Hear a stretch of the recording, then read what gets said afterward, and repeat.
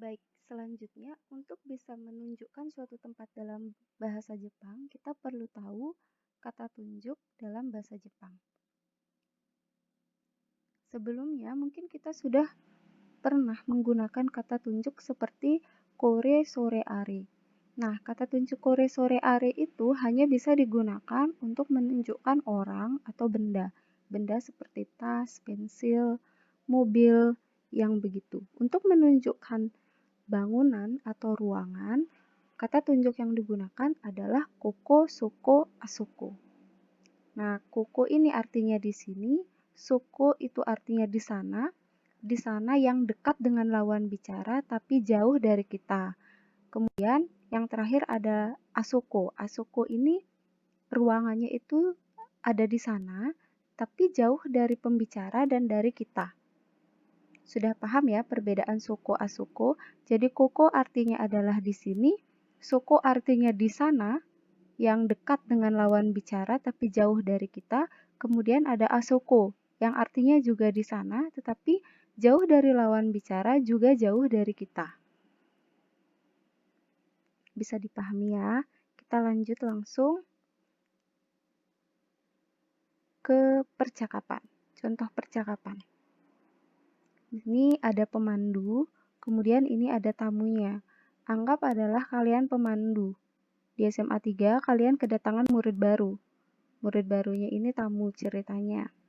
Yang mengatakan, Koko wa toshoshitsu desu. Jadi kamu memberitahu bahwa Koko wa toshoshitsu desu ini adalah perpustakaan. Kemudian tamunya menjawab, so desu ka? Oh, begitu. Dan dia pun bertanya, Koko wa nan desu ka? Dia menanyakan ini, Koko wa nan desu ka? Ini apa? Ini bangunan apa? Nan ini adalah kata tanya yang artinya apa dalam bahasa Jepang. Jadi, Koko wa nan desu ka? Bahasa Indonesianya adalah ini ruangan apa? Di sini ruangan apa? Lalu dijawab oleh pemandu, kalian menjawab, Shokuin shitsu desu. Shokuin shitsu desu. Ruang guru. Kita coba berlatih percakapannya ya. Dari percakapan ini kalian akan paham bagaimana cara menanyakan suatu tempat. Jika kalian tidak tahu itu ruangan apa, jika kalian tidak tahu itu bangunan apa, bagaimana cara bertanyanya ada di sini.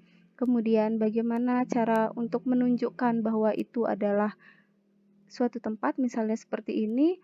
Dia menunjukkan ini adalah perpustakaan, maka pola kalimatnya seperti ini. Ya, jadi dari percakapan ini kita akan tahu bagaimana cara menanyakan suatu ruangan yang tidak kita ketahui, juga akan belajar bagaimana cara menunjukkan suatu tempat tersebut. Berikut percakapannya.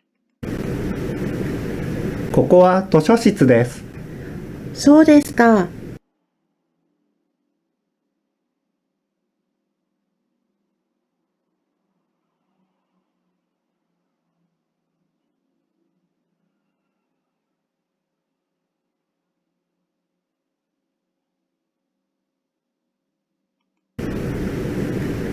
ここは図書室です。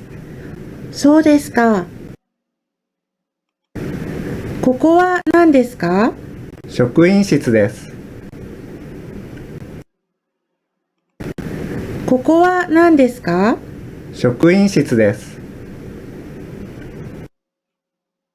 Ya, itu tadi contoh percakapan, cara menunjukkan suatu tempat, juga cara menanyakan nama tempat atau nama ruangan yang tidak diketahui.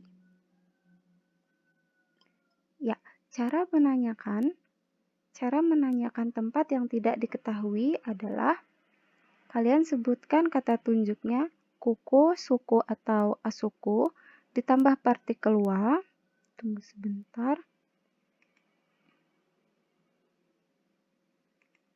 Ya, ini cara bertanyanya. Pertama, kalian masukkan kata tunjuknya baik koko atau soko maupun asoko ditambah partikel wa, dimasukkan kata tanya nan yang artinya apa, ditambah dengan des, diakhiri dengan partikel ka.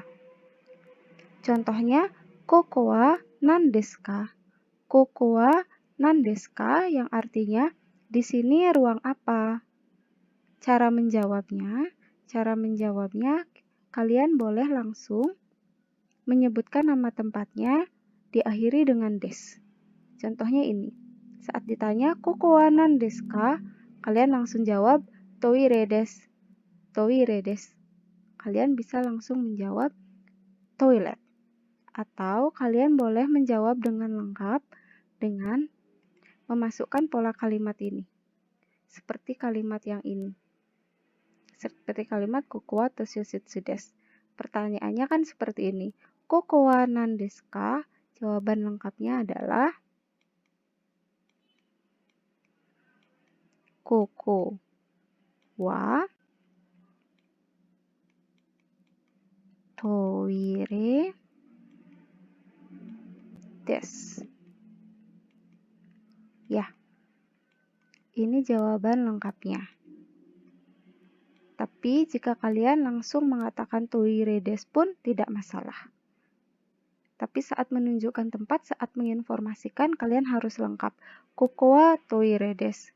Asoko wa shokuin shitsu desu. Soko wa kote desu. Seperti itu. Sampai di sini paham? Baik, semoga paham. Kita lanjutkan. Ya. Kemudian ini untuk menanyakan lokasi suatu tempat atau suatu ruangan. Cara bertanyanya adalah doko desu ka? Doko ini artinya di mana. Jadi doko desu ka ini artinya di mana.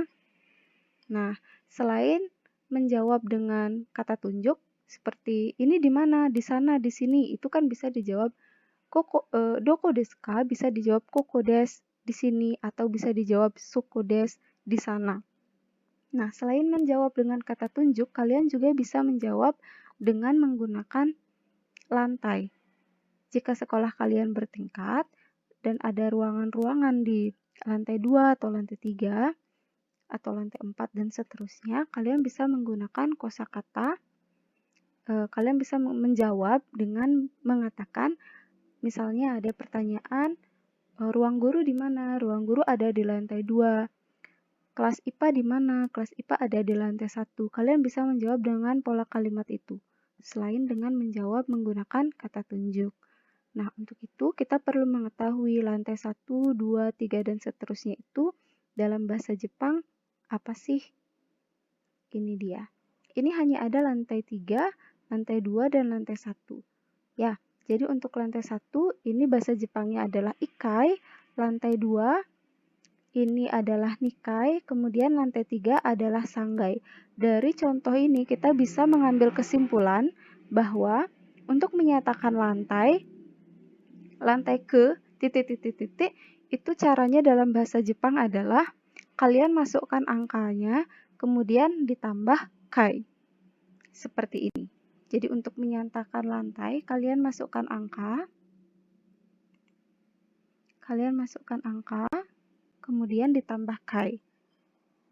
Namun untuk yang saya tandai, yang saya warnai biru ini, cara pengucapannya berbeda. Kalau ini kan lantai 1 bahasa Jepangnya, kalian masih ingat kan ya angka-angka dalam bahasa Jepang? Jadi 1 ini bahasa Jepangnya adalah ichi. Ichi ditambah kai, jadinya tidak ichikai, melainkan ikai. Ada perubahan pelafalan di sini. Ada perubahan kata di sini. Jadi bukan ichikai, melainkan ikai. Kemudian 2 adalah nikai, jadi angka ditambah kai. Kemudian lantai 3 adalah sanggai. Ini juga khusus karena bukan sangkai tetapi sanggai.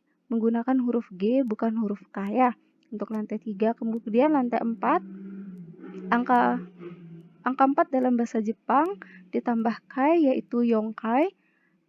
Lantai 5 gokai. Lantai 6 rokai. Ini juga sama. Jadi angka 6 bahasa Jepangnya adalah roku. Roku ditambah kai jadinya rokukai. Namun untuk lantai bukan rokukai melainkan rokai. Terpotong dia, huruf U-nya hilang menjadi rokai. Ingat ya.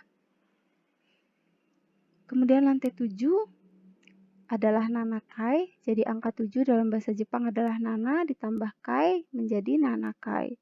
Kemudian lantai 8 yaitu hakai. Jadi angka 8 adalah hachi. Angka 8 adalah hachi ditambah kai. Jadinya bukan hachikai melainkan hakkai. Ini juga khusus sama seperti lantai 1, lantai 3, dan lantai 6. Kemudian ada lantai 9. 9 bahasa Jepangnya adalah kyu ditambah kai jadinya kyukai. Kemudian ada lantai 10. 10 bahasa Jepangnya adalah ju ditambah kai jadinya jukai. Bukan juukai tetapi jukai. Yang double adalah huruf K-nya bukan huruf U-nya ya. Jadi yang mengkhusus itu adalah lantai 1 ikai, lantai 3 sanggai, lantai 6 rokai, lantai 8 hakai, dan lantai 10 jukai. Ya, jadi nanti untuk mengatakan lantai 11 itu adalah ju ikai. Ingat saja. 11 bahasa Jepangnya adalah juichi, jadinya bukan juichikai melainkan juikai. Gunakan kata terakhir dalam belasan tersebut ya. Kalau lantai 16 berarti jurokai, bukan jurokukai tapi jurokai. Kalau ada lantai 18 bilangnya juhakai. Lantai 20 jadinya nijukai. Bisa paham? Ya, itu tadi lantai 1 sampai 10. Untuk yang selanjutnya bisa menyesuaikan ya. Ingat rumusnya angka plus kai. Kalau yang di bawah tanah atau basement, itu bahasa Jepangnya adalah chika. Jadi jika basement 1 itu adalah chika ikai, basement 2 itu chika nikai, basement 3 chika sanggai, begitu seterusnya. Hanya ditambah chika saja di depannya, kemudian dimasukkan rumus seperti yang sebelumnya. Mudah ya?